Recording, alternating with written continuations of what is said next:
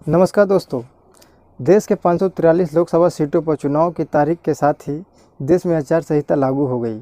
शनिवार को मुख्य चुनाव आयुक्त राजीव कुमार ने एक प्रेस कॉन्फ्रेंस में यह कहा कि 19 अप्रैल से लेकर 1 जून तक 7 चरणों में चुनाव करवाए जाएंगे। चुनाव आयोग के अनुसार यह प्रक्रिया 6 जून से पहले पूरी कर ली जाएगी। इसके अलावा 4 राज्य ओडिशा, अरुणाचल प्रदेश, सिक्किम, आंध्र प्रदेश में विधानसभा के चुनाव होने हैं। इन राज्यों में उड़ीसा में 4 चरणों में होंगे, अरुणाचल प्रदेश, सिक्किम, आंध्र प्रदेश में एक चरण में चुनाव कराए जाएंगे। इसके अलावा अलग अलग राज्यों के कुल 26 विधानसभा सीट पर भी उपचुनाव होंगे और ये चुनाव आम चुनाव के साथ ही होंगे। हर चुनाव एक प्रक्रिया के तहत होते हैं और इस प्रक्रिया की शुरुआत शनिवार को चुनाव आयोग की तारीख के साथ ही घोषणा हो गई। इसके साथ ही राजनीतिक दल और उम्मीदवारों के लिए आदर्श आचार संहिता भी लागू हो गई। आइए इस वीडियो में जानते हैं कि क्या होती है आदर्श आचार संहिता और इसके लागू होने के साथ राजनीतिक दल उम्मीदवारों से क्या उम्मीद की जाती है। चुनाव से कितने दिन पहले यह आचार संहिता लागू होती है। स्वतंत्र और निष्पक्ष चुनाव के लिए चुनाव आयोग ने कुछ नियम बनाए।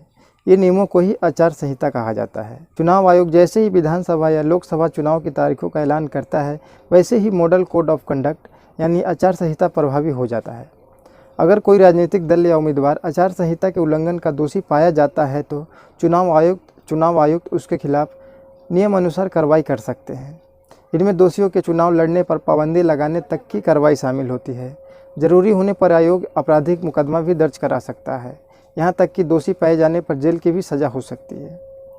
मुख्य रूप से आचार संहिता में यह बताया जाता है कि राजनीतिक दल और उम्मीदवार का आचरण कैसी होगी, चुनाव सभा, रैली, जुलूस या रोड शो से जुड़े कायदे कानून क्या होंगे, मतदाता के दिन पार्टी और उम्मीदवारों का आचरण कैसे होंगे, मतदान बूथ के अनुशासन क्या होगा, चुनाव के दौरान ऑब्जर्वर और सत्ताधारी दल की भूमिका क्या होगी। इन सब बातों का इसमें जिक्र रहता है। अब हम बात करते हैं कि आचार संहिता के क्या क्या प्रावधान हैं। आचार संहिता लगने के बाद किसी तरह की सरकारी घोषणा, योजनाओं का घोषणा, परियोजनाओं का लोकार्पण, शिलान्यास या भूमि पूजन का कार्यक्रम नहीं किया जा सकता है। सरकारी गाड़ी, सरकारी विमान या सरकारी बंगले का इस्तेमाल चुनाव प्रचार के लिए नहीं किया जा सकता। साथ ही साथ किसी भी पार्टी, प्रत्याशी या समर्थकों की रैली या जुलूस निकलने पर या चुनावी सभा करने से पहले पुलिस से आपको अनुमति लेनी होगी।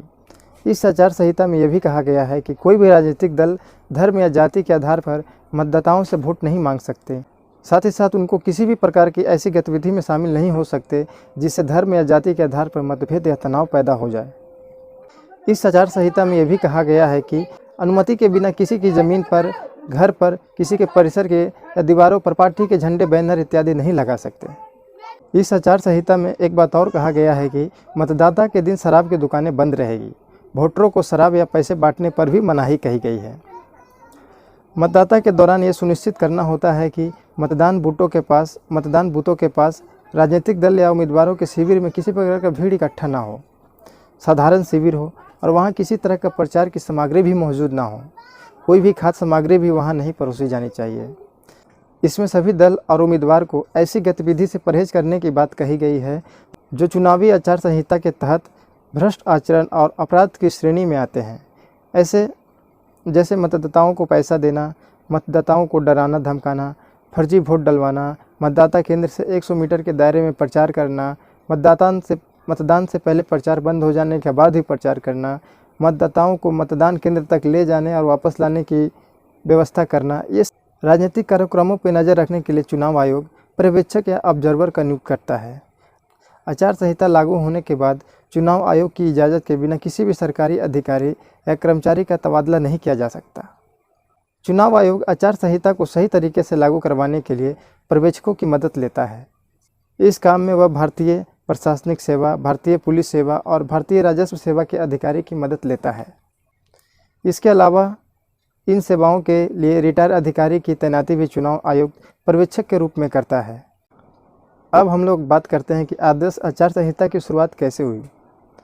दरअसल आचार संहिता की शुरुआत 1960 के केरल विधानसभा चुनाव से हुई। राजनीतिक दलों से बातचीत और सहमति के आधार पर इस आचार संहिता को तैयार किया गया। इसमें पार्टी और उम्मीदवारों ने यह तय किया कि वो किन किन नियमों को पालन करेंगे। 1962 के आम चुनाव के बाद 1967 के लोकसभा चुनाव और विधानसभा चुनाव में भी आचार संहिता का पालन हुआ। बाद में इसमें और कुछ नियम जुड़ते चले गए। आपको बता दूं कि चुनाव आचार संहिता किसी भी कानून का हिस्सा नहीं है।